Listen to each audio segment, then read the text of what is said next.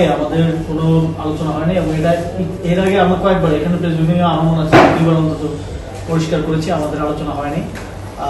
এবং আমরা এই বিষয় নিয়ে অন্তর্বর্তী সরকারকেও এবং আমেরিকান এম্বাসিকেও তাদেরকেও বারবার আমরা পরবর্তীতে যখন এটা নিয়ে আলোচনা হয়েছে আমরা বলেছি যে ইউ শুড হ্যাভ মানে আমাদের সাথে আলোচনা করাটা প্রয়োজন ছিল আর কি অ্যাজ এ স্টেক হোল্ডার।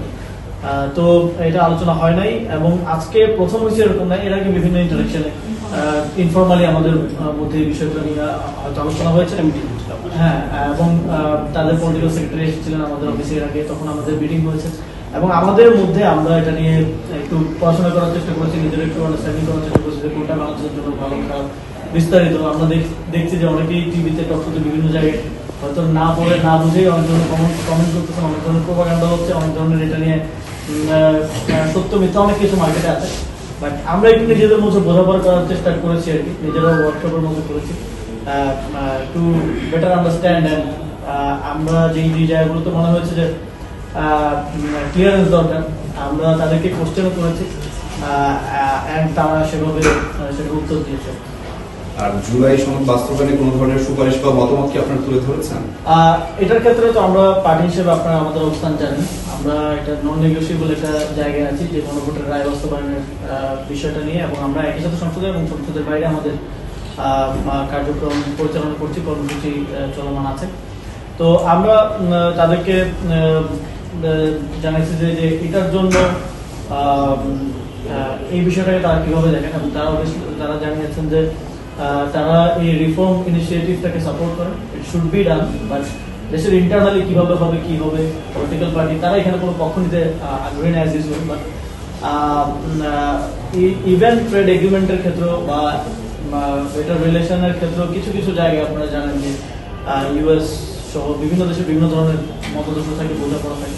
তো রিফর্মের ক্ষেত্রে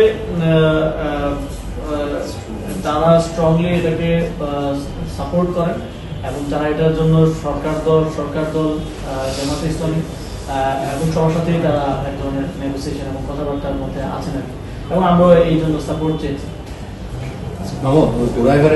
চুক্তিটা নিয়ে প্রশ্ন, সেটা হচ্ছে যে যেহেতু বাংলাদেশের একটা অংশ বলতেছে দেশ বিক্রি করার চুক্তি ছিল এটা, এবং এখানে কাট করা যার কারণ হচ্ছে ভাই যেটা বলবো, যেখানে আপনারা অন্তর্বর্তী সরকারের অংশ ছিলেন, আপনি নিজে অংশ ছিলেন, কিন্তু এত বড় একটা বাণিজ্য চুক্তি হলো যেটা নির্বাচনের 3 দিন আগে, সেটা আপনারা বলতেছেন আপনাদের সাথে আলোচনা হয়নি বা আপনিও ব্যক্তিগতভাবে জানেন না।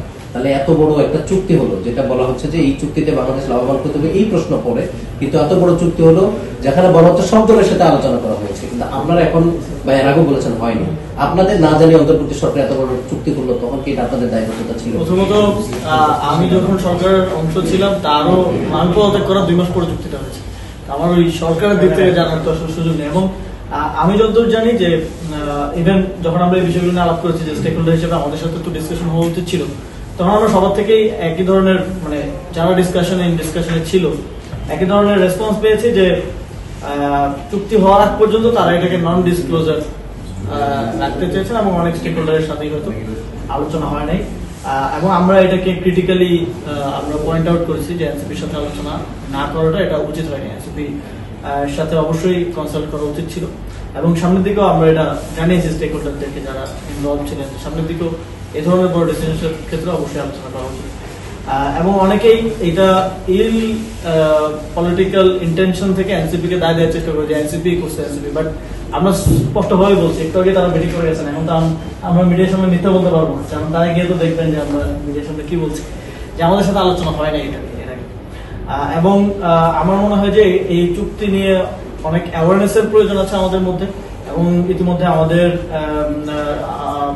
সম্মানিত আহ্বায়ক তিনি বলেছেন যে সংসদীয় বিষয়টি নিয়ে আলোচনা হওয়া উচিত, awareness and pros and cons বোঝার জন্য, এবং সাধারণ মানুষকেও আরো আমি দেখছি যে সত্য মিথ্যা অনেক কিছু মিলিয়ে সোশ্যাল মিডিয়াতে তথ্য বিভিন্নভাবে আসতেছে, অ্যাওয়ারনেস প্রয়োজন আর কি।